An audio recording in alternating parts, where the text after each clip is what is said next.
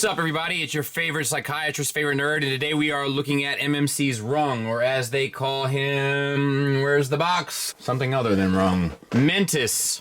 For those that don't know, he is the onboard psychiatrist of the Lost Light in the IDW comics. So after the war is over, he's kind of assigned to the leftover remnants in order to kind of help them through their PTSD of the 4 million long war, etc., etc. He's a really cool character from a really cool book that not enough people read. Best Transformers fiction ever written, in my opinion. That being said, I gotta shout out somebody on this one. I gotta shout out Toy Dojo, Peg for Life, all those guys over there. I didn't have the cash on me. I asked if they could set one aside for me, and they did. And of course, I paid them immediately, as quickly as I could. And that's the reason why I had this guy to review. For the Patreon folks, they're probably like, why didn't we get a first impressions? The answer is because I have my true first impressions at the show. So if I would have done first impressions, it wouldn't have been 100% honest. And that's just not how I roll, because somebody had it there. So I kind of know what my impressions are of this, but we'll see what I think about the figure as we move our way through it. But in order to move our way through it, we got to start with accessories. You get a wide array of hands. Left and right relaxed hands. Left and right trigger finger hands, for lack of a better term, with 2 additional holding hands on the left hand. We get push-up hands for the left and right. We get fist hands for the left and right. An additional relaxed hand for the right. And that's an addition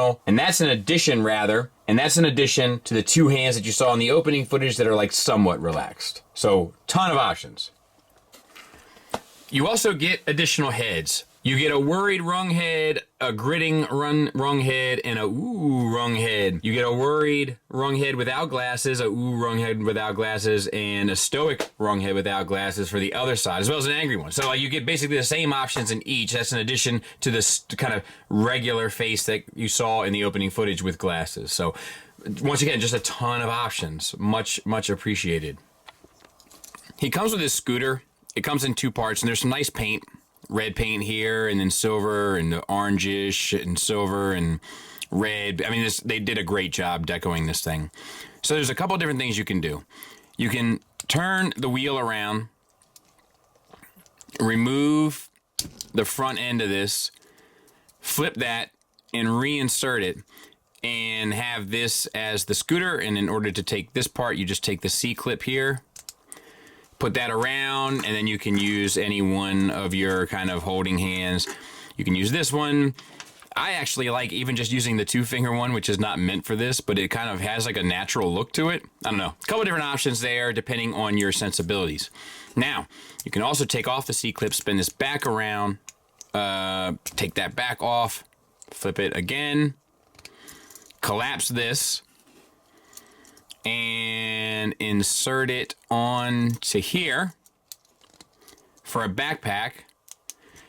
And once you have it in this configuration, it can plug in using these 2 tabs into those 2 ports, and you can have it as a backpack if you so desire. He comes with this little iPad, for lack of a better term. It comes in 2 pieces in the box. There's like the armature and then the screen. You just plug that in. It has this tab here, and you can insert it, I guess, to either side, and then, you know, bring it around with the clowns from out of town and have him, you know, consulting it, working on it, you know, and just doing his work. He comes with a little miniature. They say it's the Ark, which is unfortunate because in the comics today, apparently I'd educated a bit on this because I forget, but he has a bunch of these because he was like a modeler, but I always remember him playing with the Lost Light itself. I don't know. What do you want from me? This is what they told me it was, the Ark. So you have this. It's just a little plastic. It's actually a little piece of yellow plastic. It's actually not all that great to write home about. But then you can kind of come up with different ways for him to hold it. I'm trying to think of, there's like probably this one, you know. But there's no like, I guess that he's kind of holding it properly with the 2 fingers there. So emphasis on was. That's how I would do it. All right, let's take a look at the figure, and we'll start with the head sculpt because the other ones are identical and we didn't really take a whole bunch of time, with the exception of the eyes. So it's beautiful. It looks absolutely perfect. Most of it is painted. The white is painted, the gold is painted, the green is painted, the gray is painted, the red is painted.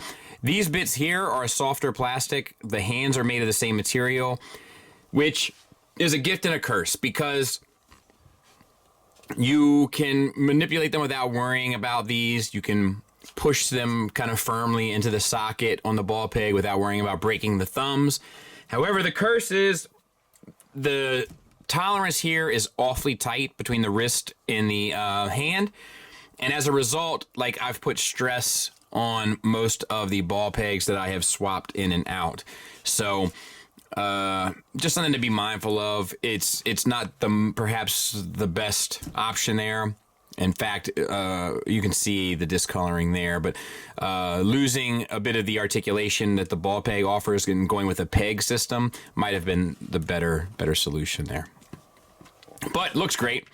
Head is on a ball peg that has another connection point at the neck at a hinge. So it's basically a disc hinge with a ball peg like a Marvel Legend.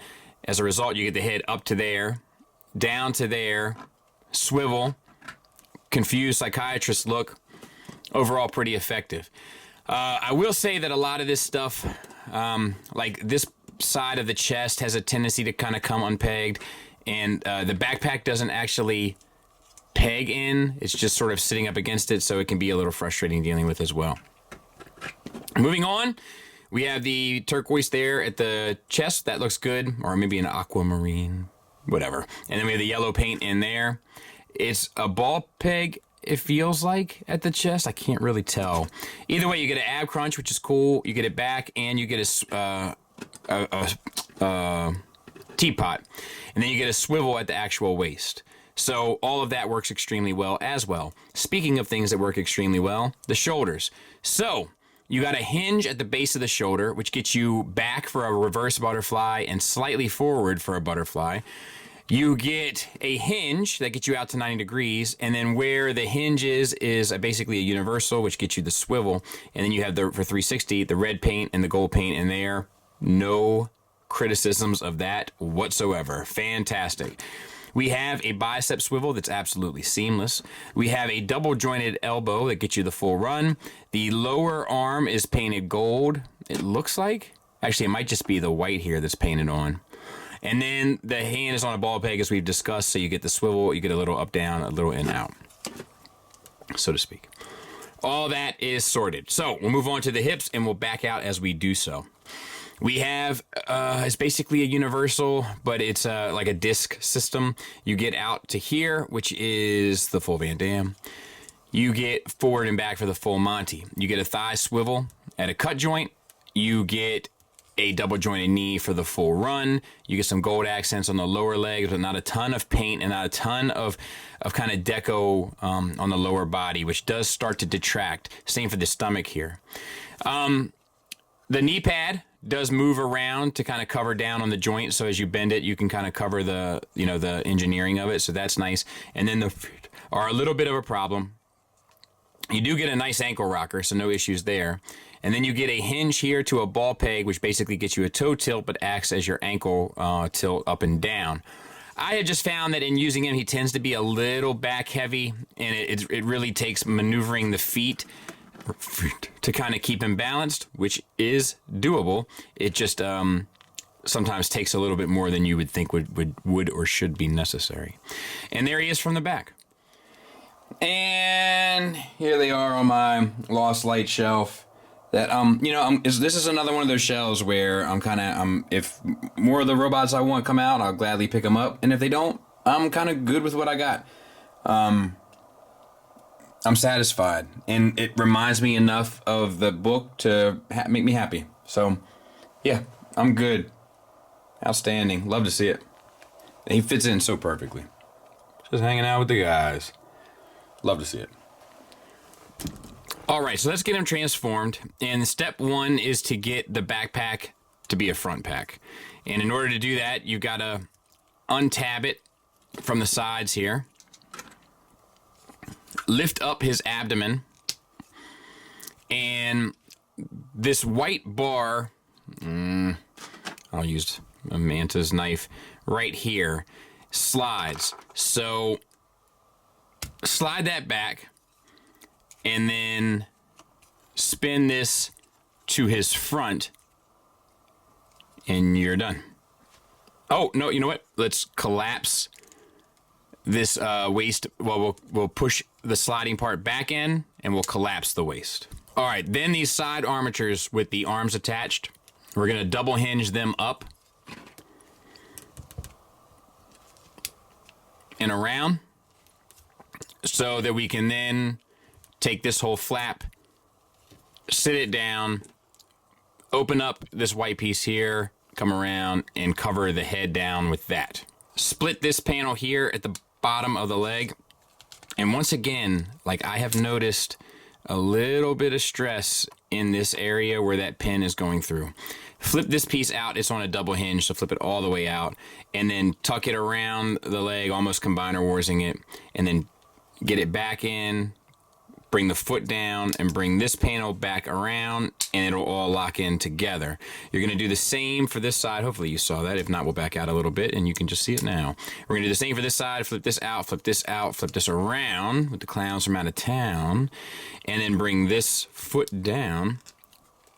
There, tab it in on both sides. So it's tabbed in on this side, we bring this around, tab it in on the inside, and then connect these 2 points together and here. And then you can flip out these handles, and you can connect this if you haven't already done it, and flip out these handles. Then last is the arms. There's 3 connection points. The shoulder has a female to a peg here. The bicep has a male to a female here, and the wrist has a male to a female here. So we'll peg 1, and we'll rotate the bicep and peg 2, and we'll bring down the wrist and peg 3, and lay the hand flat against the buttocks. Same for the other side.